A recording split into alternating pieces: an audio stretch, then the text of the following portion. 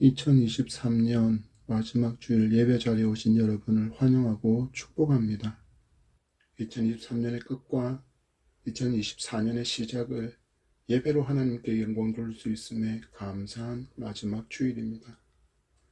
누구나 예외가 없이 한 해의 삶을 돌아보면 다사다난이라는 단어가 자기의 인생을 대변하는 단어가 되지 않을까 생각해 봅니다. 어떤 여행가의 말처럼 세상에서 가장 아름다운 휴양지라도 멀리서 볼 때는 마치 낙원처럼 보이지만 가까이 가서 그 속에 살아가는 사람들의 삶을 들여다보면 우리와 같은 치열한 삶의 전장터라는 말이 맞을 것입니다. 겉으로 보기에는 그럴싸하게 보여도 한꺼풀만 포장을 벗겨보면 고난과 아픔과 고민과 갈등과 슬픔과 눈물이 그의 인생에도 가득 차 있는 것을 볼 수 있을 것이기 때문입니다. 이런 인생을 살아가는 사람이기에 늘 행복을 찾아다닌다고 할 수 있습니다. 설교를 준비하면서 행복하고 싶은 사람은 대부분이지만 행복이 무엇이냐고 질문을 받았을 때 행복이란 이런 것입니다 라고 대답할 수 있는 사람은 그렇게 많지 않으리라는 생각이 들었습니다. 여러분은 행복을 어떻게 정의하고 있습니까? 행복에 대해서 국어사전은 이렇게 정의합니다. 생활에 만족하여 즐겁고 흐뭇하게 느끼는 감정이나 상태, 그리고 이 정의를 바탕으로 학자들이 말하는 행복은 즐겁고 만족스럽고 흐뭇하고 더할 나위 없는 축복을 느끼는 마음의 상태라고 합니다. 그러면 다른 종교에서는 행복을 어떻게 말할까 싶어서 한 종교의 경전을 찾아보았습니다. 불교에서 가르치는 행복에 대해서 조사해보니 석가모니가 말한 내용이 이러했습니다. 진정한 행복의 원천은 다른 사람들을 소중히 여기는 마음이다. 타인의 안락과 행복을 진심으로 바라는 선한 마음과 개방적인 사고, 다른 이들과 강한 유대감이 생겨나면 사람은 진정한 행복을 느끼게 된다라고 가르쳤습니다. 어떻습니까? 한 해의 삶을 세상의 학문, 사전의 정의, 철학자, 다른 종교가 말하는 기준으로 평가한다면 여러분은 행복하셨습니까? 자기가 기대하던 뭔가가 이루어지고 채워지는 것으로 인해서 만족을 느끼는 상태를 행복이라고 세상이 말한다라는 것을 발견하실 수 있을 것입니다. 저는 개인적으로 이 행복에 관한 말들에서 주목해보고 싶은 단어가 있습니다. 그것은 만족입니다. 사람은 만족이 가능한 존재일까요? 하나가 채워지면 열을 기대하고, 열이 채워지면 백을 기대하고, 백이 채워지면 그 이상의 것을 만족의 기준으로 잡는 존재가 사람이기에 사람에게 만족이라는 것이 마치 바닷물로 자신의 목마름을 채우려는 어리석음임을 깨닫게 되면 세상의 것으로는 결코 내가 만족할 수 없는 존재라는 것을 알게 됩니다. 그러면 사람은 정말 만족하지 못하고 행복할 수 있는 길은 전혀 없는 것입니까? 이러한 질문에 오늘 말씀으로 그 답을 발견할 수 있기를 소망합니다. 한 해를 마무리하고 새로운 한 해를 기대하며 하나님의 살아있는 성도에게 있어서 행복이 무엇이고 주시는 말씀을 통해서 영원히 목마르지 않고 사라지지 않는 행복을 발견하는 풍성한 말씀의 은혜가 이 시간 함께하기를 축복합니다. 오늘 우리가 만나는 성경은 모세의 5책 중 마지막인 신명기입니다. 신명기라는 말은 거듭된 명령의 기록이라는 한자로 표기되는데 이는 구약 성경의 기록 언어인 히브리에서 말하는 드바림, 말씀들, 그리고 이를 헬라어로 번역한 두테로노미온이라는 두 번째 법 혹은 거듭되는 법이라는 이름을 한자어로 표기한 것입니다. 어떤 목사님이 신명기를 설명하면서 모세오경을 아주 간결하게 표현해 놓은 게 있어서 잠시 말씀드리면 이렇습니다. 신명기는 이스라엘이 하나님의 백성으로 부름받고 창세기, 구원받고 출애굽기, 예배드리며 레위기, 주님과 동행하는 민수기, 언약 백성임을 재천명하는 책이 신명기라고 목사님은 간결하게 소개하고 있습니다. 우리 시대의 언어로 말한다면 구원받은 성도는 구원받아 예배하며 하나님과 동행하는 사람이기에 어떻게 살아야 하는가에 관한 분명한 가치관과 방향성을 기록하고 있는 성경이 바로 신명기라고 할 수 있겠습니다. 이스라엘의 역사를 주목해 보십시오. 무려 430년이라는 가늠도 안 되는 시간을 이스라엘 백성은 노예로 처절한 삶을 살았습니다. 애굽 왕 바로가 자신의 치적을 드러내려고 쉼없이 거대한 신전을 만들고 거대한 피라미드를 만들고 자기의 이름을 딴 성읍을 건축하는데 노예인 이스라엘 백성이 동원되어서 혹사당하며 살았던 기간이 430년이었습니다. 그들에게 뭐뭐 할래, 뭐뭐 해볼래라는 말은 자신들과는 상관이 없는 오직 애굽 사람들에게나 해당되는 단어였습니다. 그들에게는 단지 해, 당장 해만 있었습니다. 그런데 하나님의 놀라운 이적과 은혜로 해방되어 축복의 땅 가나안으로 가는 여정에서 만나는 단어들이 할래, 해볼래가 아니라 해, 당장 해입니다. 애굽에서의 삶과 별로 변한 게 없는 것처럼 느껴졌을 것입니다. 교회를 다니는 사람도 이렇게 느낄 때가 있습니다. 교회는 다니는데 뭔가 눈에 띄게 일어나는 획기적인 변화가 나에게 없는 것입니다. 그러면 당황합니다. 교회를 다니면 나를 괴롭히던 병도 떠나가고 사업도 번창하고 가정도 무탈하고 자녀도 편안할 줄 알았는데 웬걸 더 어렵습니다. 병도 낫지 않습니다. 사업도 그저 그렇습니다. 가정에는 거센 폭풍우가 몰아치고 자녀들도 애를 먹입니다. 이런 상황을 마주하면 이제 교회를 다니기 시작한 사람뿐만 아니라 성도라고 할지라도 스스로 평가하고 판단하고 결론 내립니다. 교회 다녀도 별 것 없네. 그리고는 교회를 떠나갑니다. 지금 이스라엘 백성이 마주한 현실이 이렇습니다. 애굽에서 해방이 되긴 했는데 여전히 그들은 불모의 땅 광야 한가운데 있었고 모세가 주는 명령은 다 명령형이라서 거부감이 너무 많습니다. 이런 백성의 마음을 모를 리가 없는 모세인데 모세는 다시 명령형의 말씀을 그대로 외치고 있습니다. 왜 그럴까요? 이유는 단 하나입니다.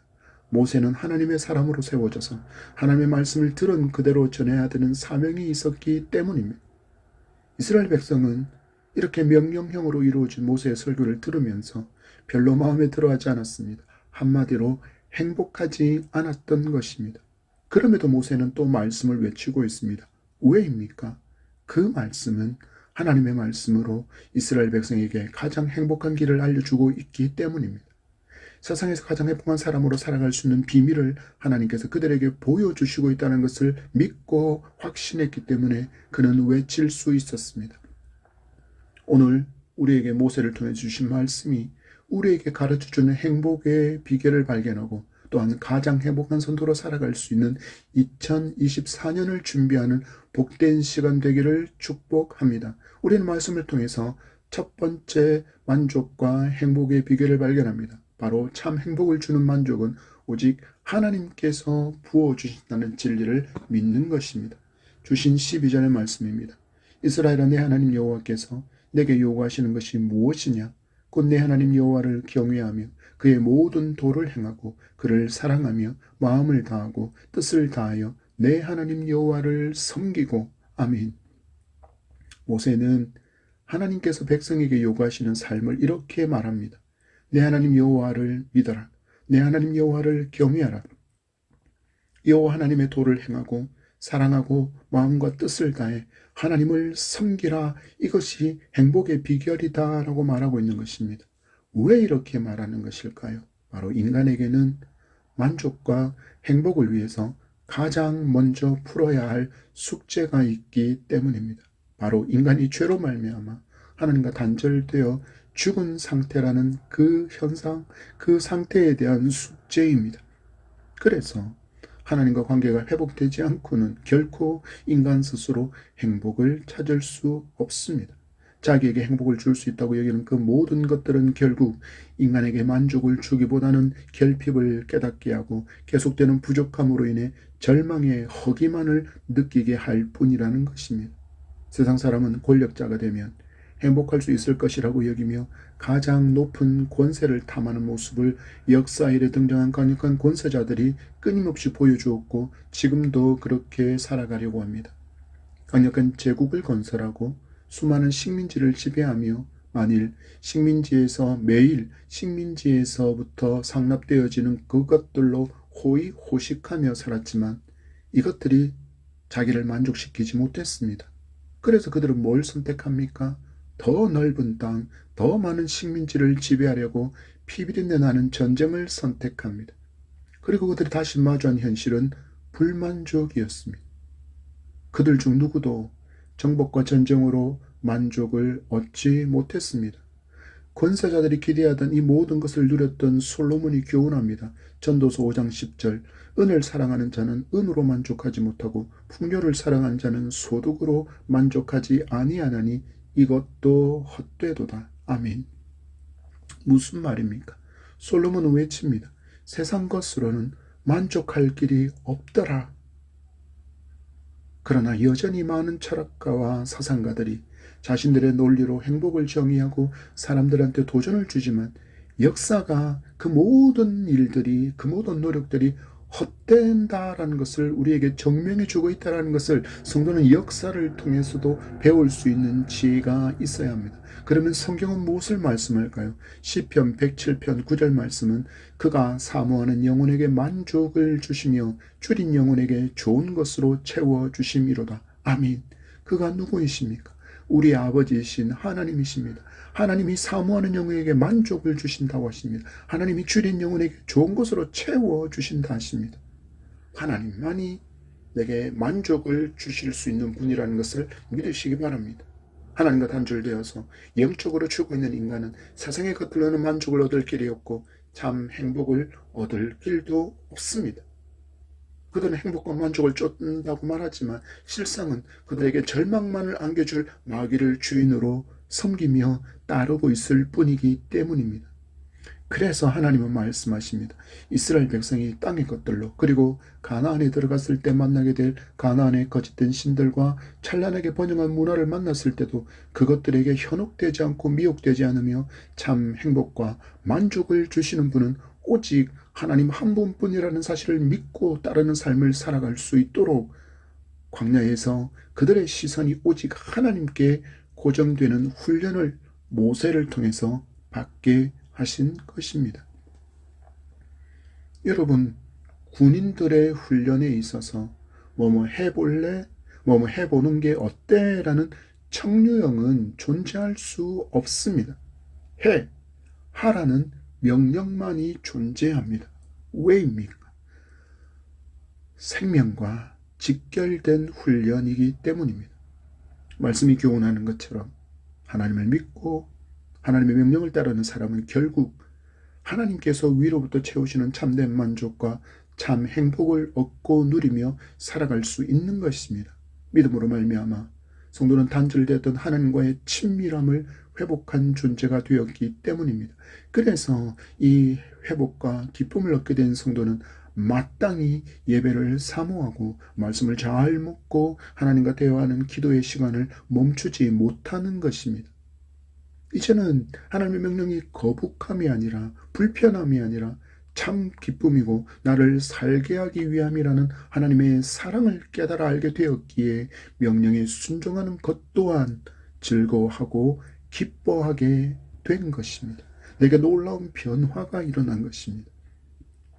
성도는 내게 세상의 것들이 부족해서 내가 만족하지 못하고 행복하지 못하다라는 이 세상의 가치관을 이제는 잘라내어야 합니다. 오직 하나님께서부터 위로부터 부어주셔야 참된 만족과 참된 행복을 누리며 살아갈 수 있는 그런 존재가 성도임을 믿으시기 바랍니다. 두 번째 교훈입니다. 만족과 행복의 비밀은 오직 감사에 있다라는 진리를 믿어야 합니다. 이스라엘 백성들의 눈에 비친 현실이 어떻습니까? 메마른 땅, 광야만 보입니다. 주변을 둘러봐도 푸른 초원도 시원하게 흐르는 강줄기도 보이지 않습니다. 아무런 희망도 아무런 소망도 없이 보이는 땅 그 가운데 광야 가운데 있습니다. 먹을 것도 마실 물도 편안히 쉴 곳도 잘 곳도 없는 불편함과 불만의 조건만이 가득한 그런 광야를 이스라엘 백성은 걷고 있습니다. 그래서 그들은 원망의 목소리만 투덜거리는 목소리만 쏟아내고 있습니다. 출애굽기 15장 24절입니다. 백성이 모세에게 원망하여 이르되 우리가 무엇을 마실까 하며. 출애굽기 17장 3절입니다. 거기서 백성이 목이 말라 물을 찾으매 그들이 모세에게 대하여 원망하여 이르되 당신이 어찌하여 우리를 애굽에서 인도해 내어서 우리와 우리 자녀와 우리 가축이 목말라 죽게 하느냐. 아민. 우리도 마주한 현실만을 주목하면 원망과 투덜거림만이 가득할 수밖에 없는 현실입니다. 경제는 어렵기만 합니다. 문을 닫는 회사, 자영업자 가게가 즐비합니다. 이로 인해서 가게의 살림을 챙기던 수입이 뚝 하고는 끊겨버렸습니다. 다른 직장을 구하려고 하지만 이마저도 녹록지 않습니다. 웬만한 아르바이트 자리는 빠릿빠릿한 젊은 친구들이 먼저 뽑히기 때문입니다. 오랜 시간 이어지고 있는 이 전쟁의 여파는 이제 전 세계를 대불황의 늪으로 몰아넣고 있기에 물가는 천정부지로 뛰고 있고 만원으로 장을 보면 장바구니가 휑합니다. 은행 대출받아서 집을 장만한 사람은 눈물만 난다고 합니다. 은행 이자 대출 갚아 나가는 것도 버거운데 하루에 몇백만 원씩 집값이 뚝뚝 떨어지는 게 눈에 보일 정도이기 때문입니다. 그들은 말합니다. 희망이라고는 보이지 않습니다. 성도는 예외입니까? 성도도 이런 상황에서 예외가 되지 않습니다. 그러니 당연한 듯이 교회 건축하느라 은행 대출받은 교회는 전전긍긍하고 있습니다. 성도의 수는 줄어들고 대출이자는 높아지고 이렇게 마주한 현실을 보면 원망과 투덜거림이 너무나도 당연한 것처럼 보입니다. 그러나 백성들이 우리가 잊고 있는 것이 있습니다. 이스라엘 백성은 하나님께서 애굽에서 당신의 백성들을 구원하시려고 보여주신 10가지의 놀라운 이적과 매일 하늘에서 내리는 만나를 먹고 있다는 기적을, 물이 없어 목말라 할 때 바위에서 물이 흘러넘치게 하셔서 200만 명이 넘는 사람들의 목마름을 채워주신 그 기적을, 그들의 옷과 신발이 해지지 않고 있다는 기적을 망각하고 있었습니다. 낮에는 강렬한 태양을 막아주는 구름 기둥이 있었고 밤에는 추위를 막아주는 불 기둥이 그들과 함께 있다는 여전한 하나님의 동행을 잊고 있었습니다. 그러나 모세는 이 하나님의 보호하심과 동행하심을 이렇게 찬양하는 사람이었습니다. 신명기 32장 7절 말씀이 여호와께서 그를 황무지에서 짐승이 부르짖는 광야에서 만나시고 호위하시며 보호하시며 자기의 눈동자같이 지키셨도다. 아멘. 이스라엘을 이처럼 보호하신 하나님은 우리도 세상의 모든 풍파 가운데 지켜주셨습니다. 하나님은 인간이 아무리 노력해도 죄의 문제를 해결할 수 없다는 절망을 아셨습니다. 그래서 당신의 아들 예수 그리스도를 인간으로 보내셨고 십자가에서 죽음으로 죄의 문제를 대신 담당하게 하신 것입니다. 인간을 가장 절망하게 만들고 만족하지 못하게 만들었던 죄가 해결된 것입니다. 이것은 도대체 무슨 의미일까요? 이제 우리도 만족할 수 있고 행복을 얻을 수 있고 또한 누릴 수 있는 길이 활짝 우리에게 열렸다는 뜻입니다. 나를 살리기 위해서 창조주 하나님께서 대신 죽으셨다는 이 진리를 우리가 믿을 때 우리에게는 결코 소멸할 수 없는 영원한 감사의 제목이 있음을 믿으시기 바랍니다.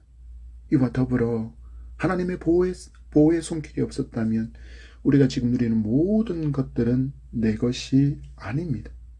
그럼에도 하나님은 내 수고의 손길에 열매가 있도록 도와주셨고 지금의 삶을 살아갈 수 있도록 환경도 건강도 모든 것을 허락해 주신 것입니다. 성도는 자기 자신에 대해서 그리고 마주한 현실에 감사할 때 비로소 만족과 행복을 누릴 수 있다는 이 진리를 믿고 살아가는 행복한 성도가 되시기를 축복합니다. 마지막으로 우리가 얻게 되는 교훈은 하나님께서 성도를 행복의 나라로 동행하시고 인도하신다는 진리를 믿어야 한다는 것입니다. 13절의 말씀입니다. 내가 오늘 내 행복을 위하여 내게 명하는 여호와의 명령과 규례를 지킬 것이 아니냐. 아멘. 모세의 선포를 주목해 보십시오. 내가 오늘 내 행복을 위하여 누구의 행복을 위하여? 저와 여러분의 행복을 위하여 너에게 명령하는 여호와의 명령과 규례라고 선포하고 있습니다. 하나님의 말씀을 지키는 순종의 삶이 누구의 행복을 위한 것이라고 말씀합니까? 바로 말씀에 순종하는 바로 그 사람, 바로 저와 여러분이 여기에 해당된다라고 말씀합니다. 여러분, 세상의 법을 주목해 보십시오. 결국 누구를 위한 법입니까? 국민, 개인을 위한 법입니다. 교통법규 결국 누가 보호받습니까? 운전하는 사람, 그의 동승자, 그리고 보행자 모두가 보호받게 됩니다. 멈춰서 기다리는 신호등의 1분을 좀처럼 참지 못하는 사람이 많습니다. 그래서 무단횡단, 신호위반으로 사고가 나지 않습니까? 차량은 신호에 맞춰서 멈추고 사람도 신호에 멈춰서 멈추고 이동하면 사고 나지 않습니다. 이를 위해서 무엇이 있다고요? 교통법규가 있습니다. 도둑질, 강도, 살인, 이와 같은 범죄는 법으로 엄격하게 금하고 있습니다. 이 또한 누구를 위한 것입니까? 피해자와 가해자 모두를 위한 것입니다. 여러분, 도둑질 안 하면, 강도짓 안 하면, 살인하지 않으면 범죄자로 낙인 찍히지 않습니다. 그리고 이들로 인해서 피해자도 발생하지 않습니다. 법이 결국 누구를 위한 것입니까? 모두를 위한 것입니다. 하나님의 말씀은 더욱 그렇습니다. 세상의 법은 법을 집행하는 경찰과 검찰, 법원의 감시망 안에 있을 때 효력을 발휘할 수 있습니다. 경찰이 곁에 있거나 혹은 감시하는 CCTV가 있는 곳에서 신호 위반하는 운전자, 보행자는 없습니다. 죄를 짓는 사람 또한 없습니다. 그런데 경찰도 없고 CCTV도 없으면 신호 위반하는 운전자와 보행자가 넘쳐납니다. 범죄 역시 으슥한 곳에서 일어나지 않습니까? 그러나 하나님을 믿고 성경을 믿는 사람은 누가 보든지 보지 않든지 더 이상 문제가 되지 않습니다. 신호와 법규를 위반하지 않습니다. 왜입니까? 하나님께서 어디에나 계시다는 무수무주의 하나님의 심을 믿기 때문입니다. 그래서 성도는 언제나 정결하고 거룩한 마음과 입술과 행동으로 살아가는 것입니다. 놀랍게도 이렇게 살아가는 것이 이제는 더 이상 불편하고 힘겨운 것이 아니라 오히려 기쁩니다. 왜냐하면 하나님을 의식하고 삶의 순간마다 하나님을 인정하며 말씀에 순종하며 살아가는 당신의 자녀를 보시면서 하나님께서 얼마나 기뻐하시는지를 알게 되었기 때문이고, 또한 우리의 순종으로 인해서 넘치는 기쁨을 순종하면 할수록 더 크게 우리가 경험하게 되기 때문입니다. 우리는 이 땅에서 완전히 거룩한 삶을 살아갈 수는 없습니다. 우리 안에 있는 죄성이 우리의 죄로 유혹하고 이것을 우리가 이기지 못할 때가 너무나도 많기 때문입니다. 그러나 기억하십시오. 하나님은 이런 연약한 우리이지만 우리의 손을 놓지 않으십니다.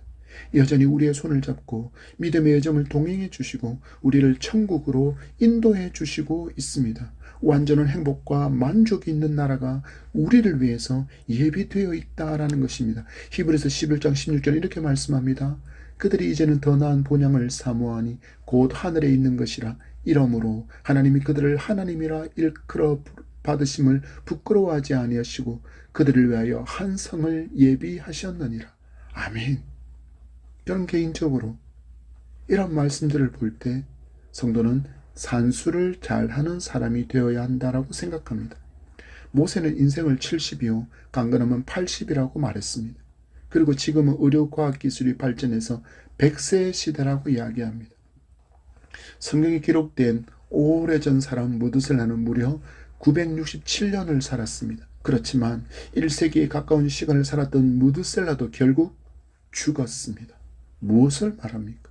한계를 가진 존재라는 의미입니다. 이에 반해 한계도 없고 계산할 수도 없는 시간을 우리는 영원이라고 부릅니다. 우리는 영원히 만족하고 행복하게 살아갈 천국을 상속받은 사람입니다. 그것도 아무런 수고도 아무런 공로도 없이 그저 값없이 구원을 은혜의 선물로 받은 사람입니다. 이제 한번 계산해 보시겠습니까?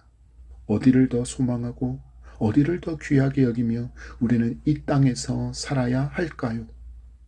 이런 놀라운 복음을 받았음에도 받은 복의 참된 의미를 알지 못해서 하나님의 말씀에 순종하는 것을 괴로워한다면 결국 이것은 믿음의 문제라고 진단할 수밖에 없습니다.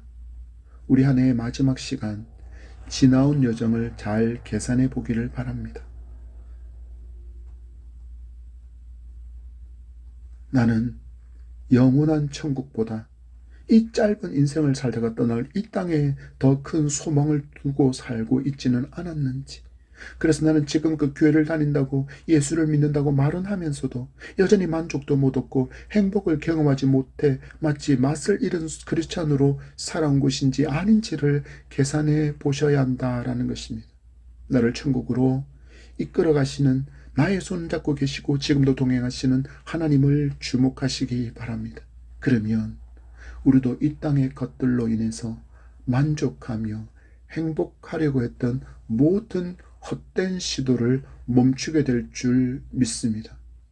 여러분의 시선이 늘 하나님께, 하나님의 말씀에 영원히 예비된 그 천국 본향에 닿아 있는 믿음의 삶을 살아가는 행복한 성도 되시기를 축복합니다. 말씀을 맺습니다. 이제 아쉬운 한 해를 떠나보내야 합니다.